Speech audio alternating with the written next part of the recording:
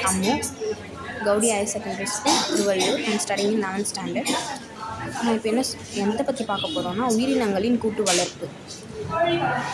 உயிரினங்களின் கூட்டு வளர்ப்பு அப்படின்றது கோழி, மீன் போன்ற உயிரினங்களை கூட்டு முறையில் வளர்க்குறத தான் நம்ம உயிரினங்களின் கூட்டு வளர்ப்பு அப்படின்னு சொல்கிறோம். இப்போ நம்ம கோழி பண்ணை வச்சுருக்கோம்னா அந்த கோழிகளுக்கு தேவையான உணவை நம்ம வாங்கி அது கோழிகளுக்கு நம்ம போடுறோம். அந்த கோழிகளும் அதை சாப்பிட்டு நல்லா ஆரோக்கியமாக இருக்குது. இப்போ அந்த கோழிகளுக்கு வேஸ்ட்டை நம்ம எடுத்து வெளியே தூக்கி போடாமல் அதை மீன் வளர்ப்பு முறையில் நம்ம அந்த மீன்களுக்கு உணவாகவும் கொடுக்கலாம்.